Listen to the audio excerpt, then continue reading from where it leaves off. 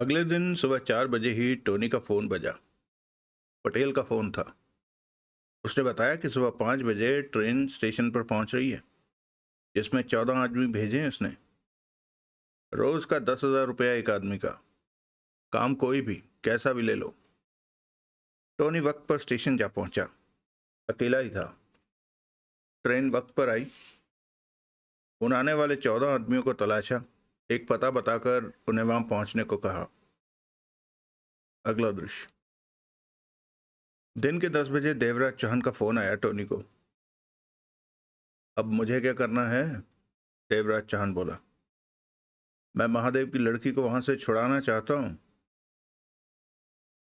तुम्हारे लिए खुशखबरी यह है कि तुम्हारा साथ देने को बाहर से 14 आदमी आज सुबह आ गए हैं।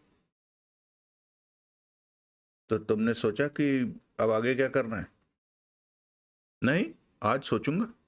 तुम भी सोचना। शाम को मैं तुमसे मिलने आऊंगा, तब बात करेंगे। ठीक है। देवराज चौहान की आवाज आई। सोहन तुम्हारा ख्याल रख रहा है? बहुत अच्छी तरह से। वो पापा का खास आदमी रहा है। उसने पापा का हमेशा साथ दिया है।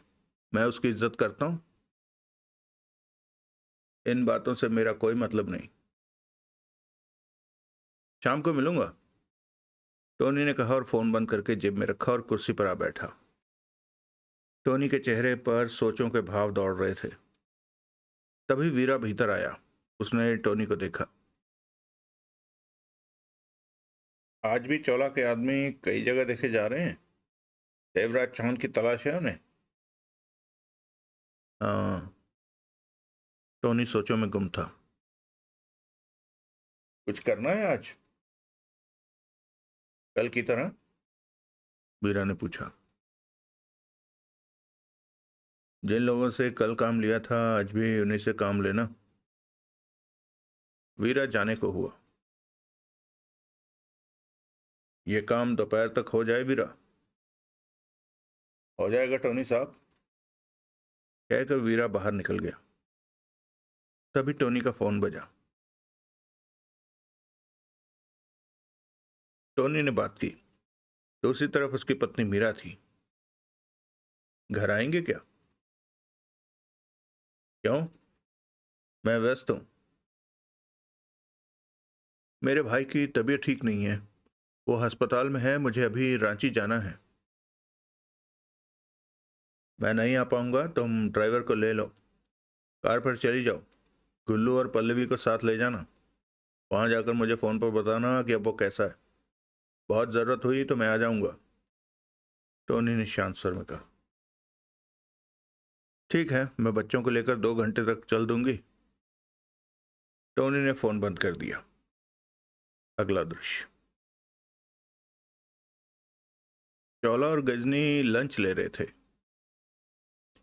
तेरे को नहीं लगता कि देवराज चौहान का मामला लंबा हो गया? गजनी कह उठी। सच में? चाईबासा के चप्पे चप्पे पर अपने लोग फैला दे कि देवराज चौहान जहां भी दिखे छिप ना सके। अपनी तरफ से तो पूरी कोशिश कर। ये कोशिश कम है, ज्यादा कर। गजनी बोली। पुलिस वालों को भी देवराज चौहान के पीछे लगा दे। पुलिस वालों को? चौला ने गजनी को देखा। हर हफ्ते 2 लाख रुपया किस वास्ते पुलिस वालों को देता है? उनके बच्चे पालने का तूने ठेका ले रखा है? काम लिया कर उनसे। कमिश्नर से बात कर। देवराज चौहान का हुलिया बता उन्हें। समझ गया? आइडिया बुरा नहीं है। तभी जखीरा भीतर प्रवेश किया। तभी जखीरा ने भीतर प्रवेश किया। बुरी खबर है चौला साहब। हरामी, तू खाना भी नहीं खाने देता। हमेशा बुरी खबरें लाता है। चौला एक गुस्से से कह उठा। क्या हुआ? गजनी ने जखीरा से पूछा। देवराज चौहान की तलाश में लगे हमारे 3 आदमी मारे गए। कैसे? गजनी की आंखें सिकुड़ी। तब वो तीनों एक बाजार में मौजूद थे कि उनके पास एक कार आकर रुकी। उन पर गोलियां चलाकर कार में भाग गए। लोगों ने उन्हें देखा तो होगा। उन सबके चेहरों पर कपड़ा बंधा था। सबके? गजनी की आंखें अभी तक सिकड़ी हुई थी। हाँ। कार का नंबर? नंबर प्लेट नहीं लगी थी। गजनी ने खाना छोड़ दिया। उसके चेहरे पर सख्ती आ गई थी। चौला माथा पकड़े बैठा था। तू जा, गजनी बोली। जखीरा चला गया।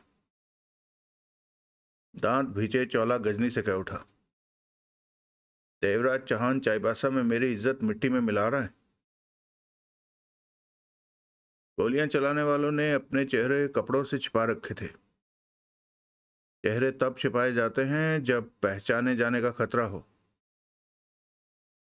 क्या कहना चाहती है तू? तू मेरी बात क्यों नहीं मानता कि टोनी के आदमी ही देवराज चौहान के पीछे हैं? गजनी अपने शब्दों पर जोर देकर बोली। वो टोनी के आदमी थे जिन्होंने अपना चेहरा छिपा रखा था कि पहचाने ना जाए। बाहर के लोग होते तो चेहरा क्यों छिपाते? चौला गजनी को देखने लगा। समझा कुछ? कुछ कुछ। चौला के दांत भिंचने लगे। इधर टोनी तेरे से मीठी मीठी बातें करता है और उधर देवराज चौहान से मिला हुआ है। अभी पता चल जाएगा। चौला दांत पीसते हुए उठ खड़ा हुआ। क्या करेगा? गजनी ने उसे देखा। आदमी भेजकर टोनी को उठवा लेता हूं। 4 दिन अपने पास कैद में रखूंगा। इस दौरान अगर मेरा कोई आदमी ना मरा तो समझ जाऊंगा कि टोनी ही देवराज चौहान के साथ। अगर टोनी ने अपने आदमी देवराज चौहान के हवाले कर रखे हों और टोनी को कैद करने पर भी वो अपना काम करते रहें तो? चौला गजनी को घूरने लगा। जल्दी मत कर, आराम से चल। सोच समझ कर कदम उठाना है हमें। यहां ऐसा कोई नहीं है जो तेरे खिलाफ उठ सके। टोनी चाहे तो इस बात की कोशिश कर सकता है और वही कोशिश हो रही है। तो ये क्यों नहीं सोचता कि देवराज चौहान के आदमी को आज तक कोई देख क्यों नहीं पाया? इसलिए नहीं देख पाया क्योंकि वो टोनी के आदमी हैं, तभी छिप जाते हैं।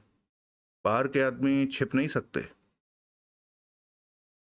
रात साला देवराज चौहान हरबंस के बार में भी नहीं लौटा, वरना हाथ आ जाता। चेक हो गया होगा उसे कि वहां गड़बड़ है, तभी नहीं लौटा। तू सिर्फ टोनी के बारे में सोच। वो तेरे को चुपके से डंडा फिरा रहा है। कहने के साथ ही गजनी उठ खड़ी हुई। मेरी मान तो गोल्डी से बात कर। नहीं, इस मामले को मेरे द्वारा संभालने की बहुत गुंजाइश है। मैं ही। तभी चौला की जेब में पड़ा फोन बज उठा। चौला ने फोन निकालकर बात की। दूसरी तरफ टोनी था। यह जानकर मुझे दुख हुआ कि चौला की देवराज चौहान ने आज भी तेरे 3 आदमियों को मार दिया। चौला फौरन कुछ न कह सका। उसका चेहरा सख्त हो गया। गजनी की पैनी निगाह चौला पर थी। चौला, टोनी की आवाज पुनः कानों में पड़ी। तेरे को मेरे आदमियों के मरने पर कब से दुख होने लगा? चौला ने स्वर को संयत करने की कोशिश की। जब से देवराज चौहान ने मेरे 2 आदमियों को मारा था। तू अचानक ही मेरे मामले में कुछ ज्यादा ही दिलचस्पी लेने लगा है। 700 करोड़ की दौलत का मामला हो तो दिलचस्पी उठ ही जाती है। कानों में पड़ने वाला टोनी का स्वर शांत था। कहीं तेरी नजर 700 करोड़ के हीरों पर तो नहीं? चौला गुर्रा उठा। गुस्सा न कर भाई, ऐसी कोई बात नहीं। मैं अभी भी यही सोचता हूं कि मेरे खिलाफ तू देवराज चौहान की सहायता कर। मैं तेरे सोचने की परवाह नहीं करता चौला। सच बात तो यह है कि मैं तेरा भला चाहता हूं। भला? मेरा? तभी तो तेरे को फोन किया। अच्छा, बता क्यों किया फोन? चौला ने खा जाने वाले स्वर में कहा। देवराज चौहान मेरे हत्थे चढ़ गया है। टोनी की आवाज कानों में पड़ी। चौला पल भर के लिए ठगा सा रह गया, कुछ कह न सका। सुना तूने? टोनी की आवाज पुनः कानों में पड़ी। चौला ने गहरी सांस ली। चौला को देखते देखते ही गजनी की आंखें सिकड़ी। कहाँ मिला देवराज चौहान तुझे? मेरे आदमियों ने उसे ढूंढा। उसके बाद मैंने देवराज चौहान से बात की। उसे कहा कि चौला के खिलाफ मैं तेरी सहायता करूंगा। वो जानता था कि तेरी मेरी नहीं बनती, इसलिए मान गया। उसने विश्वास किया और मैंने उसे पकड़ लिया। साबित कर दिया तूने कि तू मेरा भाई है। चौला के होंठों पर मुस्कान आ गई। गजनी आंखें सिकोड़े चौला को देख रही थी। तू तो खामखा मुझ पर ही शक कर रहा था। हाँ। देवराज चौहान के आदमी भी हैं क्या? हैं। 14 आदमी हैं, हथियारबंद और सब खतरनाक। वो कहाँ है? नहीं पता। देवराज चौहान ने उन्हें कहीं ठहरा रखा है। मैंने पूछा लेकिन बताया नहीं उसने। उन्हें पता चल गया होगा कि देवराज चौहान तेरे पास है। नहीं पता, किसी को नहीं पता। मैंने चुपके से ये काम किया है। टोनी की सामान्य आवाज चौला के कानों में पड़ रही थी। महादेव का पता है वो किधर है? चौला ने पूछा। नहीं। अब तू ये बता कि देवराज चौहान का क्या करेगा? तेरे हवाले करूंगा। सच? चौला अचकचा उठा। हाँ, देवराज चौहान मेरे किसी काम का नहीं। तेरे लिए ही तो पकड़ा उसे। विश्वास नहीं आता। जो भी है, आखिर हम भाई हैं। बाहर वाले का सिक्का हम क्यों चलने दें? टोनी की आवाज कानों में पड़ी। बहुत समझदार हो गया है तू, चौला ने मुस्कुराकर कहा। मैं तो देवराज चौहान तेरे हवाले कर दूंगा। बदले में तू मुझे क्या देगा? चौला की मुस्कान गायब हो गई। देवराज चौहान का सौदा करेगा? देवराज चौहान को मैंने तेरे लिए पकड़ा है, लेकिन इसका यह मतलब नहीं कि उसे मुफ्त में तेरे हवाले कर दूंगा। मुझे भी तो धंधा करना है। क्या मांगता है देवराज चौहान के बदले? 700 करोड़ का मामला है जिसे देवराज चौहान बिगाड़ रहा है। तो देवराज चौहान को तू खत्म करके महादेव से 700 करोड़ के हीरे ले सकता है। तो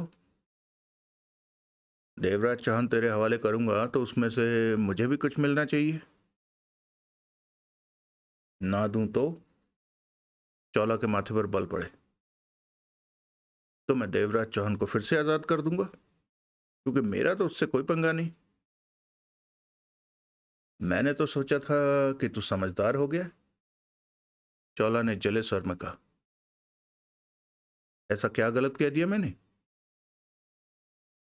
तूने कैसे सोच लिया कि मैं देवराज चौहान के बदले तेरे को 700 करोड़ में से हिस्सा दे दूंगा?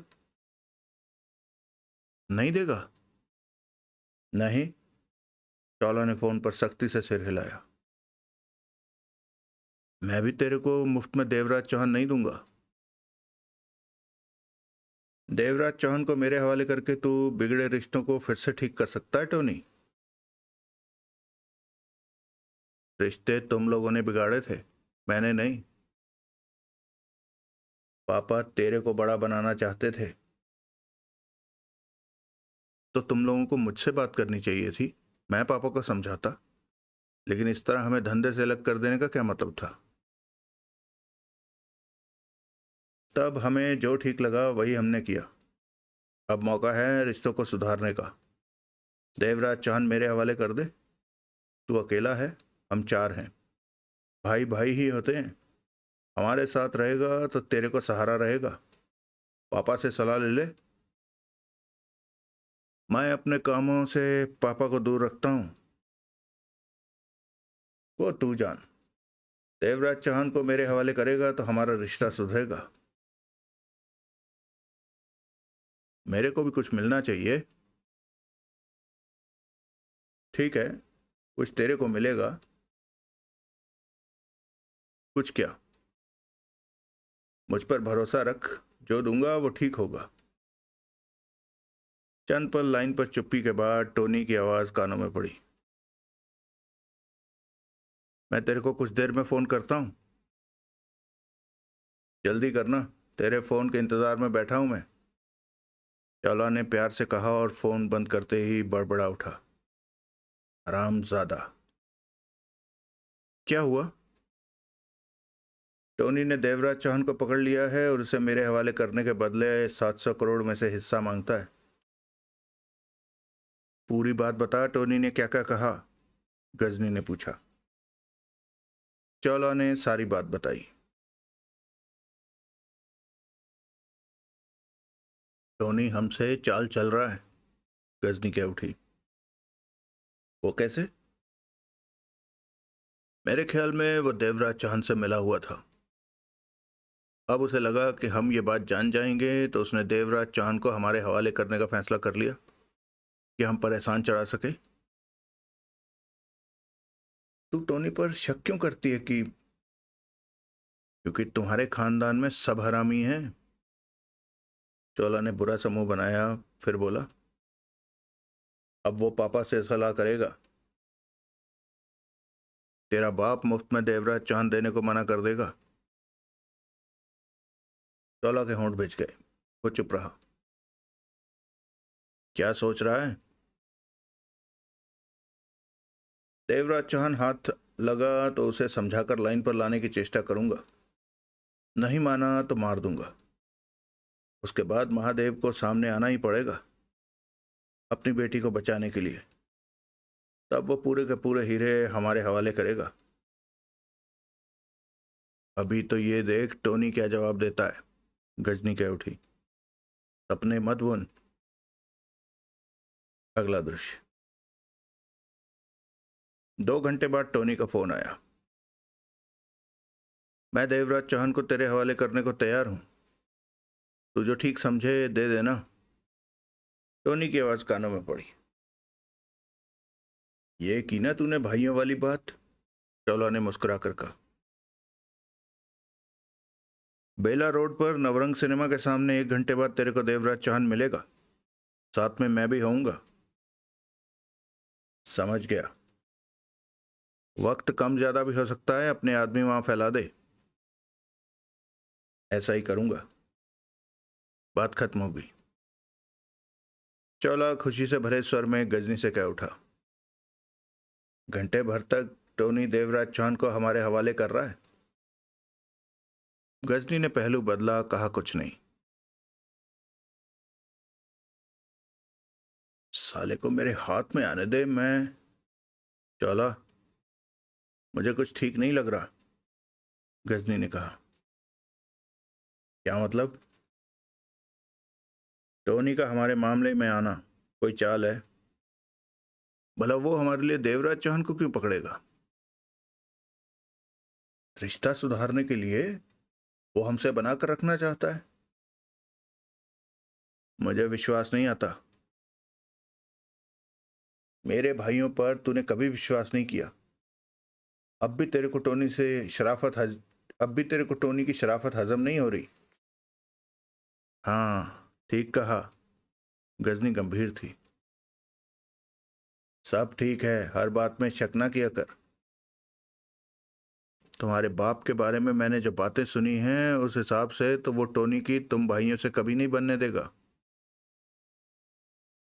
टोनी कहता है कि अपने मामले में वो पापा की सलाह नहीं लेता, चौला ने कहा।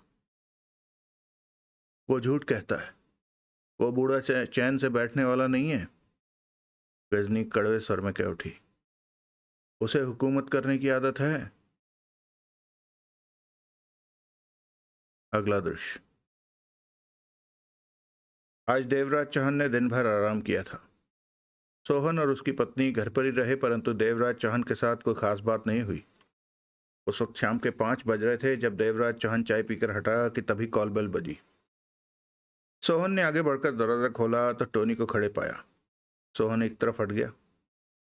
टोनी ने भीतर प्रवेश करते हुए कहा, कैसे हो तुम? ठीक हूं। कहते हुए सोहन ने दरवाजा बंद किया। टोनी की निगाह सामने बैठे देवराज चौहान पर पड़ी तो मुस्कुराया। मुझे उम्मीद है कि यहां तुम्हें कोई तकलीफ नहीं हुई होगी। देवराज चौहान ने सिर हिला दिया। चलो, हमें कहीं चलना है, 2 घंटे बाद वापस आ जाएंगे। देवराज चौहान उठ खड़ा हुआ। टोनी ने जेब से 50,000 की गड्डी निकालकर सोहन को थमाई और बोला, पापा ने ये तुम्हारे लिए भेजी है। इसकी क्या जरूरत थी? सोहन ने शांत स्वर में कहा। देवराज चौहान और टोनी बाहर आए। वहां खड़ी कार में बैठे। टोनी ने ड्राइविंग सीट संभाली। कहाँ जाना है? देवराज चौहान ने पूछा। एक आदमी है। टोनी ने कार स्टार्ट करके आगे बढ़ाई। वो हमें बता सकता है कि चौला कल एक जगह अकेला जा रहा है तो वो किस रास्ते से गुजरेगा, कहाँ पर उस पर हाथ डाला जा सकता है। मैंने उससे मिलना था, सोचा तुम भी साथ रहो तो ठीक रहेगा। देवराज चौहान ने कुछ नहीं कहा।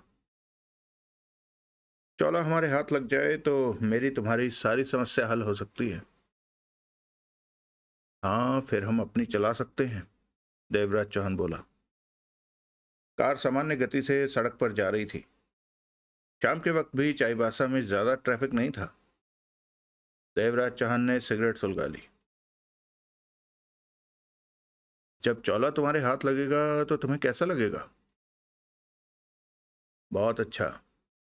तब मैं महादेव की बेटी को छुड़ा सकूंगा, ये मामला निपटा सकूंगा।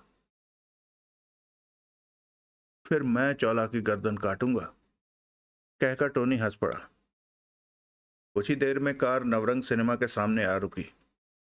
देवराज चौहान ने कश लेते हुए आसपास नजरें दौड़ाई। यहीं मिलेगा वो आदमी, टोनी बोला।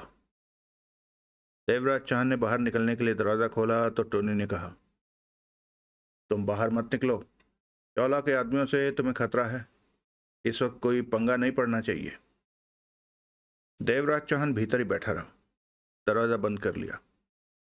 टोनी ने इंजन बंद किया और बाहर निकलते ही कह उठा, तुम बाहर मत आना, मैं उस आदमी को देखता हूं।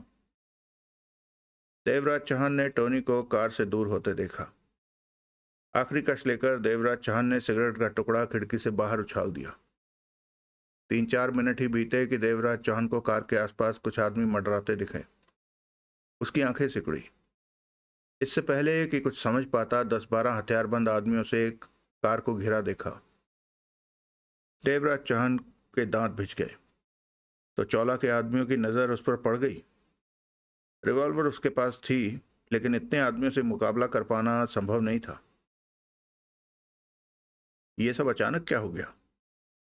देवराज चौहान को लगा जैसे ये आदमी पहले से ही उसके इंतजार में यहां मौजूद थे। तभी उसकी तरफ का दरवाजा खोला गया। बाहर निकलो देवराज चौहान। स्वर बेहद कठोर था। उसके हाथों में गन थी।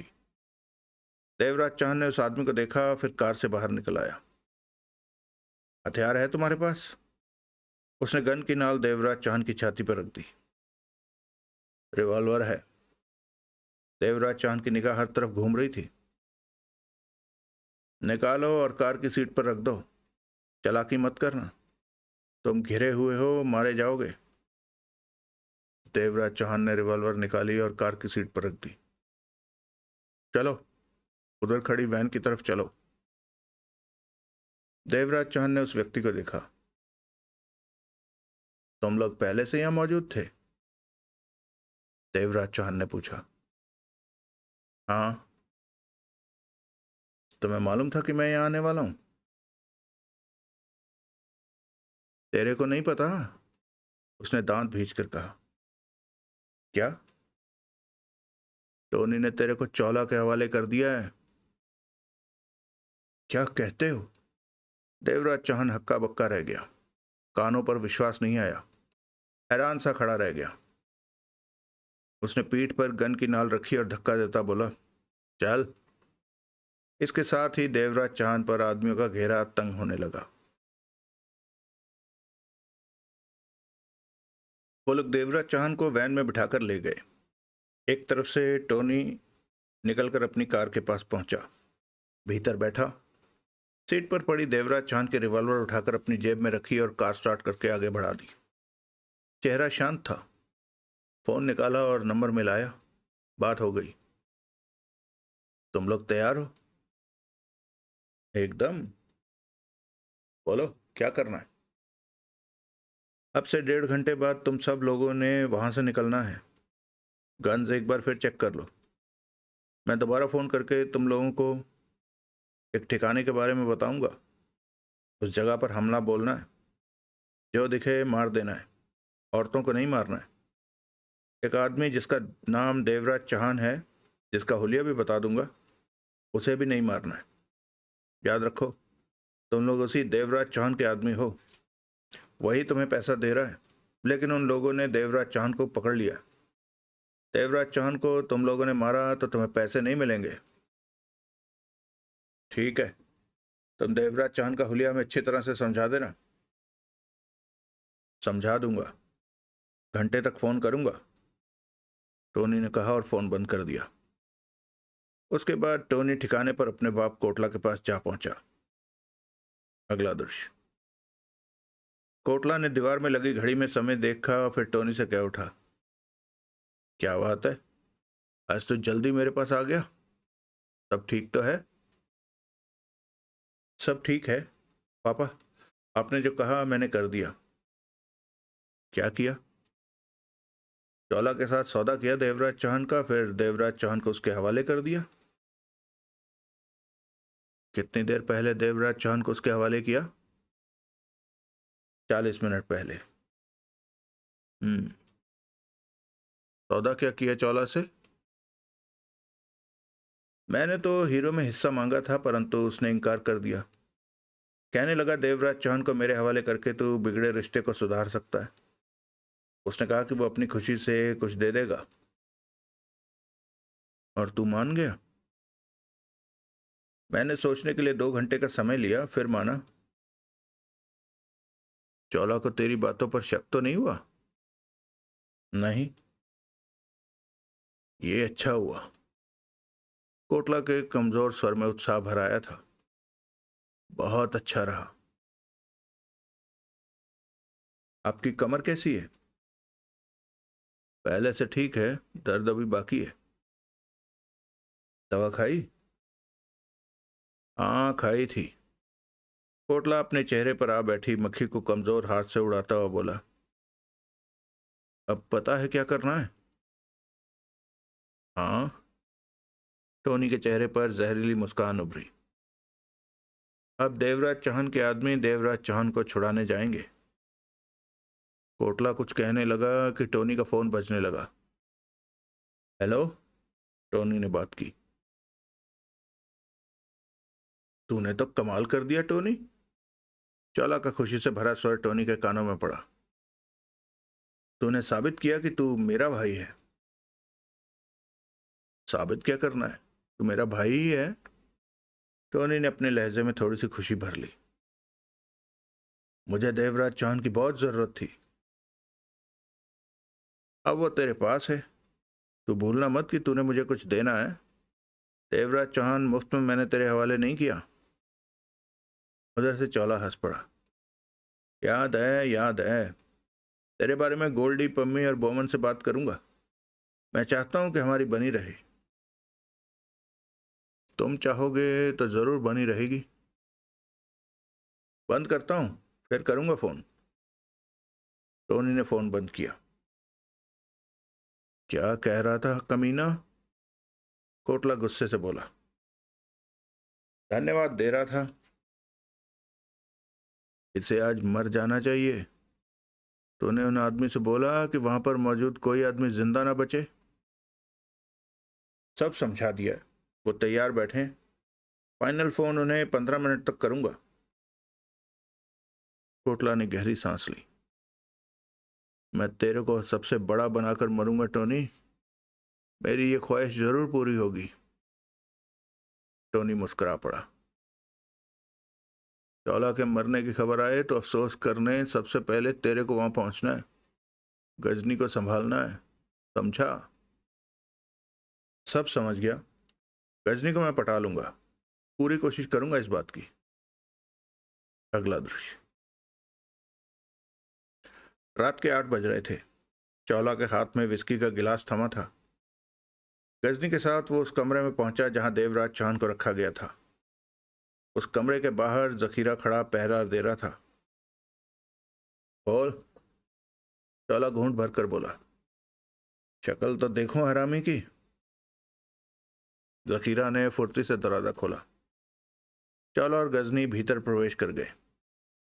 जखीरा भीतर नजर रखता हुआ दरवाजे पर खड़ा हो गया। देवराज चौहान को एक कुर्सी पर बांध कर बिठाया गया था। नीचे से पैर बंधे थे और ऊपर से कलाइयां। मुझे तो विश्वास नहीं आ रहा। गजनी देवराज चौहान को देखते ही गहरी सांस लेकर कह उठी कि ये हमारे हाथ लग गया है। साला बहुत बड़ा हरामी है, अच्छी तरह देख ले। चौला हंसकर बोला। देवराज चौहान चुपती निगाहों से दोनों को देखता रहा।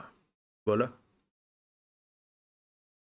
टोनी के साथ तुम्हारी कैसे पट गई कि उसने मेरे को तुम्हारे हवाले कर दिया?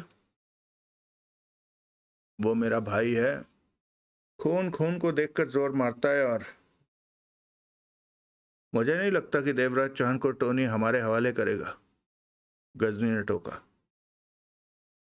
अब तो तेरे को विश्वास आया कि टोनी हमारा बुरा नहीं चाहता, चौला ने कहा। तेरे को इसमें टोनी की कोई चाल नहीं लगती चौला? गजनी बोली। देवराज चौहान को हमारे हवाले करने में भला क्या चाल हो सकती है? कुछ भी नहीं, तू मस्त रह। देवराज चौहान दोनों को देख रहा था। तू फिर मेरे पास पहुंच गया, यहीं से भागा था तू? चौला ने कहा। देवराज चौहान मुस्कुरा पड़ा। तूने मेरे बहुत आदमी मारे हैं। सुना 14 आदमी हैं तेरे साथ। कहां से लाया तू उन्हें? 14 आदमी? देवराज चौहान के होंठ सिकुड़े। है नहीं क्या? किसने बताया? टोनी ने। देवराज चौहान सोचने पर मजबूर हुआ कि टोनी आखिर क्या खेल खेल रहा है। कहाँ छिपा रखा है अपने आदमियों को? चौला ने पूछा। देवराज चौहान खामोश रहा। नहीं बताएगा? गजनी कह उठी। चौला ने गिलास से घूंट भरा। हमें जरूरत भी नहीं है उनके बारे में जानने की। ये हमारी मुट्ठी में है तो इसके आदमी किसी काम के नहीं। खैर, अब बोल देवराज चौहान, तूने बीच में आकर मेरा सौदा बिगाड़ दिया। महादेव आसान था मेरे लिए। वो कब का मेरे को सारे हीरे दे चुका होता। महादेव को अपनी कमजोरी का पता था, तभी तो उसने मेरे को सौदा पटाने के लिए आगे कर दिया। ये सौदा नहीं, फिरौती है। तुम जो भी कहो, इससे कोई फर्क नहीं पड़ता। महादेव की बेटी मेरे कब्जे में है। उसे आजाद कराना चाहते हो तो 700 करोड़ के हीरे की फिरौती देनी होगी। 350 करोड़ के हीरे मिलेंगे। महादेव को भी तो कुछ चाहिए। सारा माल तुम्हें देकर वो खाली हो जाएगा। तुम्हारा जिंदा रहना मेरे लिए नुकसानदेह है। तुम मेरा मामला बिगाड़ते जा रहे हो, चौला ने खतरनाक स्वर में कहा। लेकिन मैं तुम्हें एक मौका दे रहा हूं। जान बचाने का 700 करोड़ के हीरे दिलवा दो मुझे, मैं तुम्हें छोड़ दूं। 350 करोड़। तुम्हें तुम्हें मारकर मैं महादेव से सौदा कर सकता हूं। जब ये खबर फैलेगी कि देवराज चौहान मर गया तो उसे सामने आना ही पड़ेगा अपनी बेटी को बचाने के लिए। उस हालत में तुम्हारी गिनती शहीदों में भी नहीं होगी। महादेव जल्दी ही तुम्हारी मौत को भूल जाएगा। इसलिए समझदारी इसी में है कि 700 करोड़ के हीरे मुझे दिलवाकर अपनी जान बचा लो। मुझे समझाने में वक्त बर्बाद मत करो। तो नहीं मानोगे? चौला के माथे पर बल पड़े। नहीं। चौला ने एक ही सांस में गिलास खाली किया और गजनी से बोला, ये तो मानता नहीं लगता। मुझे तो सारे हीरे चाहिए, गजनी कह उठी। वो तो अब महादेव ही देगा, चौला ने कहा। फिर देवराज चौहान को देखा। तुम जानते हो कि महादेव कहाँ है? जानता हूं। देवराज चौहान मुस्कुराया। मुझे बताओ, तुमने कैसे सोच लिया कि महादेव के बारे में बता दूंगा? चावला के चेहरे पर खतरनाक भाव उभर पड़े। तुम सब बताओगे देवराज चौहान, क्योंकि तुम्हारी मौत से मुझे फर्क नहीं पड़ता। जखीरा, चावला गुर्राया। जी। जखीरा एक कदम आगे आया। इसे जबरदस्त यातना दो, बेशक ये मर जाए, परवाह नहीं। इससे जानो कि महादेव कहाँ मिलेगा। चावला ने दांत किटकिटाकर कहा। मैं अभी यातना का इंतजाम करता हूं। पानी भी मत पिलाना कुत्ते को, तड़पा तड़पा कर मरो। इस तरह की जान की भीख मांगे। सिर्फ एक शर्त पर ही रुकना कि ये हमें सारे हीरे दिलवाने को तैयार हो जाए। चावला का चेहरा आवेश में लाल हो गया था। चावला और गजनी बाहर निकलकर आगे बढ़ गए।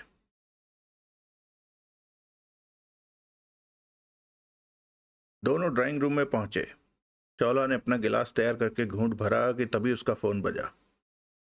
हेलो, चावला ने बात की। बहुत दिन हो गए थे, तेरे से बात नहीं हुई। दूसरी तरफ गोल्डी था। मैं ठीक हूं, तू सुना? यहां भी सब ठीक है। देवराज चौहान का क्या हुआ? वो मेरी कैद में है। अभी तक मामला निपटा नहीं क्या? एक दो दिन में निपट जाएगा। देवराज चौहान ने सब खराब कर रखा था। आज ही वो मेरे हाथ लगा है। अब सब ठीक हो जाएगा। मेरी जरूरत तो नहीं है? उधर से गोल्डी ने पूछा। नहीं, सब ठीक है। टोनी के बारे में बताना चाहता हूं। टोनी के? क्या? वो गड़बड़ की उसने? नहीं, देवराज चौहान को पकड़कर टोनी ने ही मुझे दिया है। क्यों? वो हमसे बनाकर रखना चाहता है। विश्वास नहीं आता। पापा ने उसे कैसे इस बात की इजाजत दे दी? वो हमारे पूरी तरह खिलाफ हैं। टोनी कहता है कि अपने धंधे के बारे में वो पापा से बात नहीं करता। उधर से गोल्डी की आवाज नहीं आई। कुछ कहना है तेरे को? चौला ने पूछा। मुझे टोनी पर विश्वास नहीं।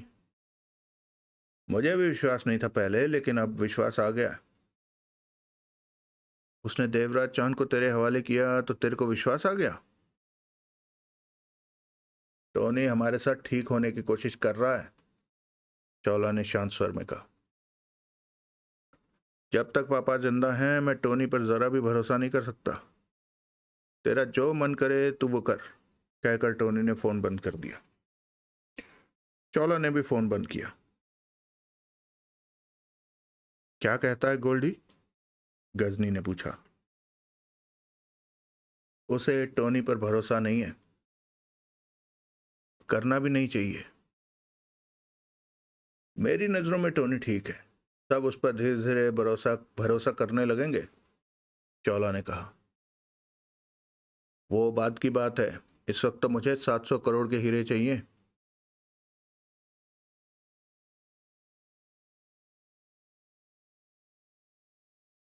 तभी गोलियां चलने की आवाजें वहां गूंज उठी।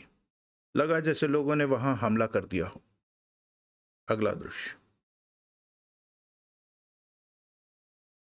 चौला के उस ठिकाने पर 20 के करीब लोग थे, परंतु वो रोज की तरह मस्त थे। ये बात तो वो सोच भी नहीं सकते थे कि कोई उनके ठिकाने पर हमला करने की हिम्मत भी कर सकता है। उनकी यही सोच उन्हें ले डूबी। अहाते में मौजूद 4 आदमी एकदम गोलियों के शिकार हो गए। गोलियों की आवाजें सुनकर तो भागते हुए बाहर आए तो वो भी मारे गए। तभी 10-15 हथियारबंद आदमी भीड़ के रेले की तरह मेन गेट से भीतर आए और छितराते हुए इधर उधर भागते हुए पोजीशन लेते गए। हर तरफ की घेराबंदी मिनट भर में कर ली गई। इस दौरान 3 आदमी और मारे गए थे। हर तरफ गोलियों की आवाजें गूंज रही थी। एकाएक उन 3 हथियारबंद आदमियों ने मेन दरवाजे से भीतर प्रवेश किया। गोलियां चली। आगे वाला मारा गया, बाकी 2 ने भीतर मौजूद 3 को मार दिया। 12 आदमी चौला के मर चुके थे। वो तीनों आगे बढ़ते गए। गोलियों की आवाजें बराबर गूंज रही थी। तभी एक कमरे से दो हथियारबंद आदमी निकले। खबरदार, हिलना नहीं, उन गनमैनों में से एक ने गुर्राकर कहा। दोनों ठिठके। गनों को संभालने का मौका नहीं मिला उन्हें। हथियार फेंको, वह पुनः गुर्राया। दोनों ने हथियार फेंक दिए। तुम्हारा बड़ा कहाँ है? चौला साहब हैं, वो उधर कमरे में है, यहां से तीसरा दरवाजा। उसी पल उसकी गन गरजी और दोनों चीखते हुए नीचे जा गिरे। दोनों आगे बढ़े, खतरनाक भाव थे उनके चेहरों पर। तीसरे दरवाजे पर वो रुके। दोनों की वहशी नजरें मिली, फिर वो तूफान की भांति भीतर प्रवेश कर गए। उसी पल भीतर मौजूद चोला ने दो गोलियां एक साथ चलाई। आगे वाला गोलियां लगते ही नीचे गिरता चला गया। पीछे वाले ने उसी पल गन का मुंह खोल दिया। ढेर सारी गोलियां निकली और चौला के शरीर में प्रवेश करती चली गई। चौला का मुंह खुला का खुला रह गया। वो इस तरह पीछे जा गिरा जैसे किसी ने धक्का दिया हो। सामने बैठी गजनी स्तब्ध रह गई। चौला की हालत पर उसे विश्वास नहीं आया। गनमैन भीतर आ गया। पास पहुंचकर उसने गजनी की तरफ गन कर दी। गजनी को अपनी जान की फिक्र हुई। सांस रुकती सी लगी। क्यों रे, तुम लोगों ने देवराज चौहान को पकड़ लिया? वो हमारा बॉस है, उसे छुड़ाने आए हैं हम, वो गुर्राया। गजनी को काटो तो खून नहीं। उठ, बता देवराज चौहान कहाँ है, वरना तेरे को मार दूंगा। गजनी फौरन उठी। उसकी चूड़ियां खनकी। सजी बैठी है, वो खतरनाक स्वर में बोला। कौन से कोठे से बुलाया गया तुझे? कोठे? गजनी ने सूखे होठों पर जीभ फेरी। कोठे वालियां ही तो इस तरह सज कर बैठती हैं। गजनी चाहकर भी कुछ न कह सकी। किधर है देवराज चौहान, मालूम है या गोली मारूं? मालूम है, गजनी कांप कर बोली। तो चल। वो गन के साये में गजनी के साथ उस कमरे में पहुंची जहां देवराज चौहान को बांध रखा था। तेरे को यहां से निकालने आए हैं हम, देवराज चौहान, उस व्यक्ति ने कहा और देवराज चौहान के बंधन खोलने लगा। देवराज चौहान की समझ में न आया कि क्या हो रहा है। पहले टोनी ने उसे चौला के हाथों में फंसवा दिया, अब आदमी भेज दिए उसे छुड़ाने के लिए। टोनी करना क्या चाहता है? देवराज चौहान के बंधन खुलते ही वो व्यक्ति गुर्राकर गजनी से बोला, हिल मत कोठे वाली, वरना तो गई। गजनी ठिठक गई। ये चौला की बीवी है, देवराज चौहान ने कहा। उसने देवराज चौहान के बंधन खोल दिए। देवराज चौहान कुर्सी से उठ खड़ा हुआ। गजनी आतंक से जड़ी खड़ी थी, डर से कांप रही थी। ऐसा होने की आशा उसने नहीं की थी। सच बात तो ये थी कि उसने अपनी तरफ गन तनी पहली बार देखी थी। चौला की हालत अभी भी उसकी आंखों के सामने नाच रही थी। उसे गोलियां लगती उसने अपनी आंखों से देखी थी। गनमैन देवराज चौहान के साथ कमरे से बाहर निकला। देवराज चौहान ने कमरे का दरवाजा बाहर से बंद कर दिया। निकल ले अब यहां से, वो देवराज चौहान से बोला। यहां कहीं एक लड़की बंद है, उसे ले जाना है, देवराज चौहान ने कहा। इतना वक्त नहीं है, और आदमी आ गए तो बात बढ़ जाएगी, वो कह उठा। अब गोलियां चलने में कमी आ गई थी। तुम्हें किसने भेजा है? देवराज चौहान ने उससे पूछा। देवराज चौहान ने। देवराज चौहान मैं हूं। जरूर हो गए, हम देवराज चौहान के लिए काम कर रहे हैं, वो ही हमें पैसे दे रहा है। मैंने कहा मैं देवराज चौहान हूं और मैंने तुम्हें पहली बार देखा है, मेरा कोई आदमी नहीं है। इससे कोई फर्क नहीं पड़ता, हम देवराज चौहान के आदमी हैं और उसे ही यहां से छुड़ाने आए हैं। देवराज चौहान के चेहरे पर कड़वी मुस्कुराहट उभरी। अच्छी तरह पढ़ा लिखा कर भेजा गया तुम लोगों को, तोते की तरह बोल रहे हो। चलो यहां से। मैंने उस लड़की को यहां से ले जाना है जो यहां कैद है, देवराज चौहान ने कहकर आगे बढ़ना चाहा। तुम्हें यहाँ से सलामत ले जाने को मुझे कहा गया है, वरना हमें इसी काम के पैसे नहीं मिलेंगे। कौन दे रहा है तुम्हें पैसे? मैं नहीं जानता। तुम लड़की को लेकर ही जाऊंगा मैं। ठीक है, उसे ढूंढ लेते हैं, जल्दी करो। सपना को ढूंढा गया। वो एक कमरे में बंद मिली। अगला दृश्य। सिर्फ 20 मिनट चौला के ठिकाने पर शोर शराबा रहा, उसके बाद गहरी शांति छा गई। गजनी कमरे में ही बंद रही। वो सहमी हुई थी, परंतु चेहरे पर गुस्सा भी नाच रहा था। ये सब क्या हो गया? वो समझ नहीं पा रही थी, विश्वास नहीं आ रहा था। फिर दरवाजा खोलने की आवाज आई। बाहर से खोला जा रहा था दरवाजा। गजनी की निगाह दरवाजे पर जा टिकी। दरवाजा खुला। जखीरा का चेहरा नजर आया। उसका कंधा घायल था, वहां गोली लगी थी। सब चले गए, जखीरा पीड़ा भरे स्वर में बोला। अब कोई खतरा नहीं। कौन थे वो लोग? देवराज चौहान के आदमी थे, उसे छुड़ाने आए थे, जखीरा ने गुस्से से कहा। यहां जितने भी हमारे आदमी मौजूद थे सब मारे गए। शायद मेरी तरह एक दो घायल बचे हों, लेकिन उनका मुझे नहीं पता। चौला? कहते हुए गजनी की आवाज में कुछ कंपन हुआ। चौला साहब मुझे दिखे नहीं, शायद वो बचकर बाहर।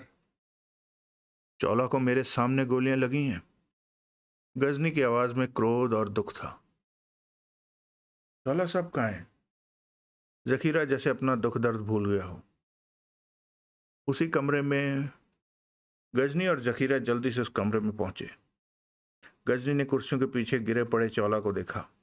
वो मर चुका था। उसका शरीर गोलियों से छलनी हुआ पड़ा था। गजनी का चेहरा दुख से भर उठा, आंखों में पानी भर आया। जखीरा भी ठगा सा चौला की लाश देखता रह गया। बुरा हुआ, बहुत बुरा हुआ। जखीरा के होंठों से रो देने वाला स्वर निकला। गजनी ने अपनी आंखें साफ की और जखीरा से कहा, गोल्डी, पम्मी और बोमन को खबर कर दे। क्या? क्या कहूं उनसे? जखीरा की आंखों में आंसू थे। क्या कहेगा? ये तो नहीं कहेगा कि चौला दूसरा ब्याह करने की तैयारी कर रहा है। गजनी तीखे स्वर में कह उठी। बोल दे चौला मर गया है, आकर उसकी लाश को संभाल लो। आखिरी बार उसका चेहरा देखना है तो देख लो। अगला दृश्य। देवराज चौहान कहाँ है? टोनी ने पूछा। वो वहां से एक लड़की को निकालकर हमसे अलग हो गया था। और चौला? उसे मैंने मार दिया। इस वक्त वो सब अंधेरे में खड़े थे। वारदात करने के बाद टोनी ने सबको दूसरी जगह पहुंचने को कहा था। देवराज चौहान के आदमी बनकर काम किया? टोनी ने पूछा। हाँ, वहां एक औरत थी, उसे समझा दिया कि हम देवराज चौहान के ही आदमी हैं। तुम सब पूरे हो? 4 कम है। ये लो। टोनी ने उस आदमी को ब्रीफकेस थमाया। नोटों से भरा है, ये बांट लो। कितने हैं? हम में जो तय हुआ था उससे ज्यादा हैं। जो 4 अब तुम्हारे साथ नहीं है, उनका माल भी ब्रीफकेस में मौजूद है। तुम लोगों को अब चाईबासा तो क्या, झारखंड में भी नहीं रुकना है। यहाँ से फौरन चले जाओ, जैसे कि यहाँ कभी आए भी नहीं थे। ठीक है। वो सब आदमी अंधेरे में आगे बढ़ गए। हथियार वो पहले ही सामने खड़ी वैन में टोनी के कहने पर रख चुके थे। उनके जाने के बाद टोनी वैन के पास पहुंचा। ड्राइविंग सीट पर एक आदमी मौजूद था। तुम जाओ, टोनी ने उससे कहा। उसने वैन स्टार्ट की और देखते ही देखते वैन नजरों से ओझल हो गई। टोनी ने फोन निकाला और वीरा का नंबर मिलाया। वीरा से बात हो गई। वीरा, टोनी ने कहा, चौला की हत्या हो गई है। कुछ लोगों ने उसके ठिकाने पर हमला किया। ओह, तुम 10 आदमी लेकर मुझ तक पहुंचो। मैं। आदमी किस लिए? चौला के ठिकाने की रक्षा करने के लिए। वो दोबारा भी हमला कर सकते हैं। वहां उसकी पत्नी अकेली है। क्या वो बच गई? हाँ, उसके बचने की खबर मिली है। तुम आदमी लेकर मेरे पास पहुंचो। आप किधर हैं? टोनी ने बताया कि वो कहाँ है, फिर फोन बंद कर दिया। अगला दृश्य। देवराज चौहान सपना के साथ उस ठिकाने से निकला और उन आदमियों से अलग होकर तेजी से अंधेरे में आगे बढ़ता चला गया। सपना की कलाई थाम रखी थी उसने। ये तो वो सपने में भी नहीं सोच सकता था कि वो आदमी पहले से ही अंधेरे में मौजूद थे, जो कि उसके बाहर आते ही बेहद सावधानी से उसका पीछा करने लगे थे। मुझे मम्मी पापा के पास जाना है। सपना बेहद घबराई हुई थी। वहीं ले जा रहा हूं, लेकिन पहले यहां से दूर हो जाओ, देवराज चौहान ने कहा। आधे घंटे बाद वो एक जगह पर ठिठके। रात के 11 बज रहे थे। सड़कों पर स्ट्रीट लाइट भी खास नहीं थी। इस समय वहां इक्का दुक्का वाहन ही निकल रहे थे। हर तरफ शांति छाई लग रही थी। देवराज चौहान ने फोन निकाला और महादेव का नंबर मिलाने लगा। मुझे पापा के पास। महादेव को ही फोन कर रहा हूं, देवराज चौहान ने कहा। सहमी सपना सहमी सी निगाहों से सपना देवराज चौहान को देखने लगी। महादेव से बात हो गई। तुम्हारी बेटी मेरे पास है। सच? महादेव का खुशी से कांपता स्वर देवराज चौहान के कानों में पड़ा। लो, बात करो, कहकर देवराज चौहान ने फोन सपना को दिया। पापा? सपना के स्वर में कंपन था। मेरी बेटी कैसी है तू सपना? महादेव के स्वर में खुशी की सीमा नहीं थी। मैं ठीक हूं, आपके पास आना चाहती हूँ। हाँ हाँ, देवराज चौहान को फोन दे। सपना ने देवराज चौहान को फोन दिया। अपनी बेटी को आकर ले जा महादेव। मेरे पास ठिकाने टिकने का कोई ठिकाना नहीं है। मैं आता हूं, तुम दोनों को साथ ले। मेरा अब यहां रुके रहना ठीक नहीं होगा। खामखा का झगड़ा बढ़ेगा। गोल्डी, बोमन और पम्मी तो यही सोचेंगे कि मैंने ही चौला को मारा है। वो कभी भी यहां आ सकते हैं। क्या? चौला मारा गया? महादेव का हैरानी से भरा स्वर कानों में पड़ा। कैसे हुआ ये सब? मुसीबत भरे ढंग से हुआ। टोनी ने मेरी आड़ लेकर मेरे नाम पर आदमियों को भेजकर ये सब कराया और खुद पीछे रहा। वो चौला को खत्म देखना चाहता था, जो कि हो गया। इस बीच मुझे मौका मिला तो मैं भी सपना को लेकर आ गया। अब तू किधर है? बता, मैं आता हूं, तब सब कुछ पूछूंगा। देवराज चांद ने सपना से पूछा। हम इस वक्त कहाँ हैं? महादेव यहाँ आना चाहता है। मीरा रोड पर, सुहेब चाट भंडार के पास। देवराज चांद ने फोन पर महादेव को बताया। वहीं रहना, मैं आधे घंटे में आता हूं। देवराज चांद ने फोन बंद करके वापस जेब में रखा। क्या कहा पापा ने? वो आ रहा है। सपना के चेहरे पर राहत और खुशी के भाव दिखे, किंतु अगले ही पल सपना के चेहरे पर भय के भाव नाच उठे। सपना की निगाह देवराज चांद के पीछे देख रही थी। वहां कोई दबे पांव आ पहुंचा था। देवराज चांद की निगाह अगर सपना पर होती तो वो सपना के चेहरे के भावों से पहचान जाता कि पीछे कोई है, परंतु उस वक्त वो आसपास नजरें दौड़ा रहा था।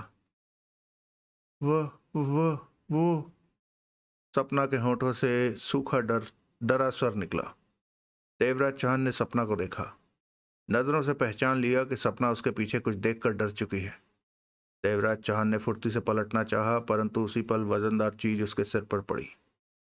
देवराज चांद की आंखों के सामने सतरंगी तारे सितारे फैलते चले गए। मस्तिष्क में अंधकार की चादर फैलती चली गई। घुटने मुड़े और बेहोश होकर नीचे जा गिरा। सपना के होंठों से चीख निकल गई। देवराज चांद के पीछे खड़े आदमी के हाथ में ईंट का टुकड़ा था, जिससे उसने देवराज चांद के सिर पर चोट की थी। तभी एक और आदमी अंधेरे से निकला और उसने सपना की बांह थाम ली। छोड़ो मुझे, सपना चीखी। चुप कर, वरना गला काट दूंगा, उसे पकड़ने वाला गुर्राया। सपना फिर चीखने की हिम्मत न समेट सकी। दूसरे ने पत्थर फेंका और अपने साथी से बोला, मैं कार लेकर आता हूं। सपना समझ गई कि वह फिर फंस गई है। अगला दृश्य। गजनी ऐसे दुख की घड़ी से पहले न निकली थी।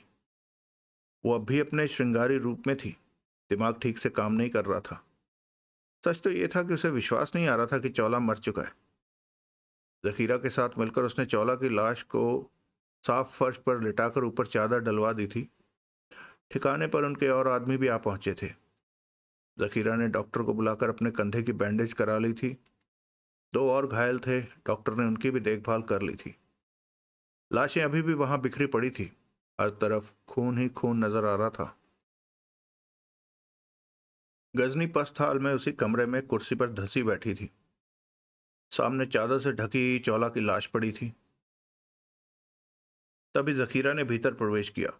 उसकी दाईं बांह गले में बंधी पट्टी के बीच फंसी थी। कंधे पर बैंडेज था। गजनी ने उसे देखा और थके स्वर में कह उठी, जखीरा, वो सामने चौला का विस्की का गिलास पड़ा है, उठाकर मुझे दे। जखीरा ने वो गिलास गजनी को दिया। गजनी ने एक ही सांस में गिलास खाली कर दिया और जखीरा से बोली, और बना। जखीरा गिलास लेकर बोतल की तरफ बढ़ गया। चेहरे पर दुख था। उसने नया गिलास तैयार करके गजनी को दिया। चौला मर गया जखीरा? गजनी उदास स्वर में कह उठी, मैं अपना दुख बयान नहीं कर सकता। जखीरा ने भर्राए स्वर में कहा, तेरे को विश्वास आ रहा है? नहीं, मुझे भी नहीं आ रहा, कहकर गजनी ने दो बड़े घूंट भरे। सिर हल्का सा घूमने लगा था तो कुछ राहत महसूस हुई। दुख का बोझ सिर से कम हुआ। अब धंधों का क्या होगा जखीरा? सब कुछ पहले की तरह चलेगा। आप संभाल लेंगी सब कुछ। मैं? गजनी ने नशे से भरी आंखों से जखीरा को देखा। मैं संभाल लूंगी? क्यों नहीं, आप संभाल सकती हैं। हम सब आपके साथ हैं। मैं अकेली नहीं संभाल सकती। पहले तो चौला का साथ था, इसलिए दखल देती रहती थी। तभी एक आदमी वहां पहुंचा। टोनी अपने आदमियों के साथ आया है। लो, गजनी घूंट भरते कह उठी, अफसोस करने वाले भी आ गए। जखीरा और वो व्यक्ति गजनी को देखते रहे।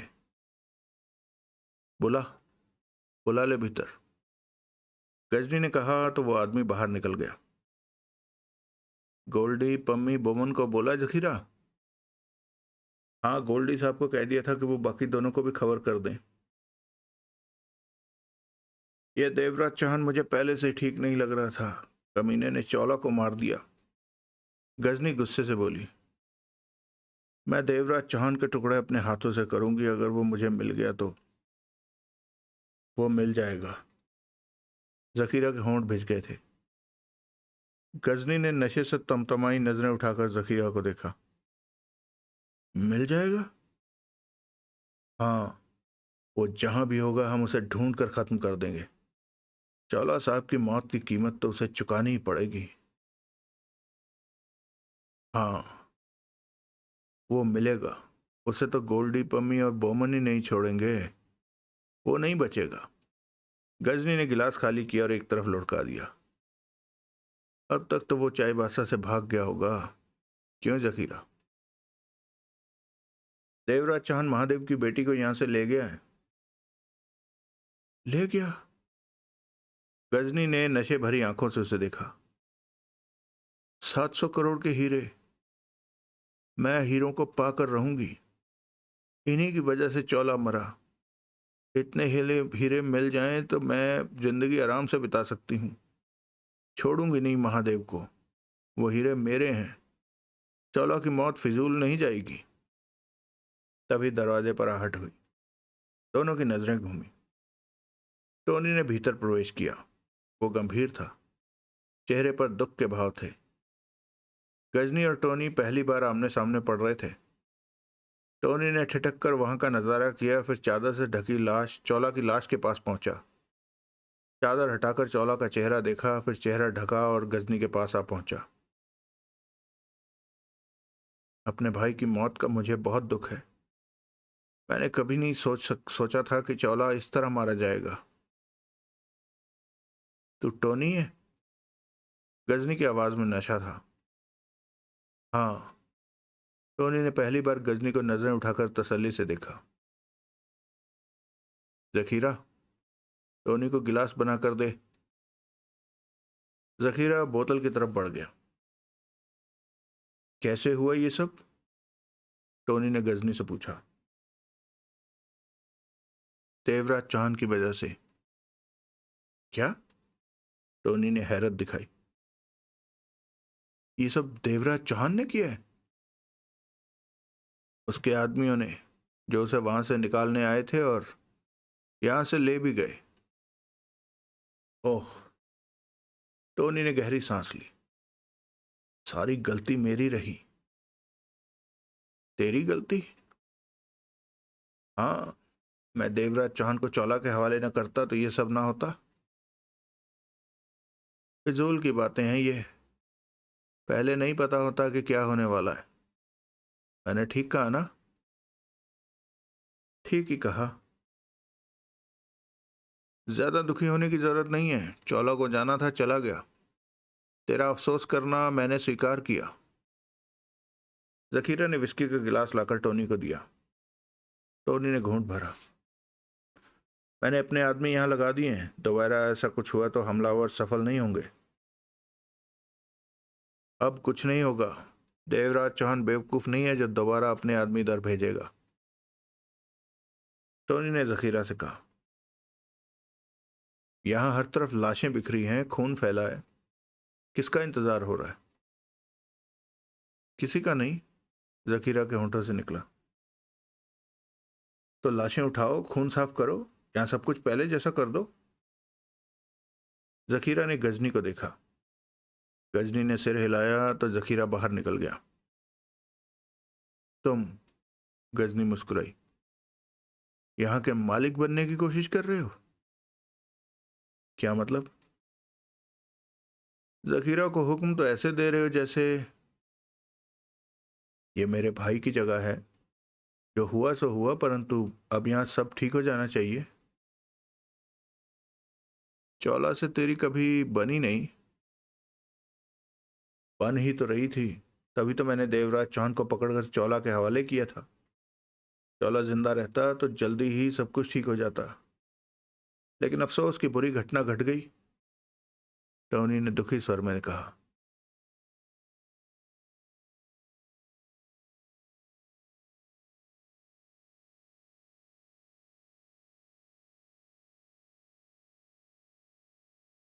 चलता हूं, सुबह आऊंगा। टोनी बोला। लेकिन मेरे आदमी यहां रहेंगे। वो यहां पहरा देंगे।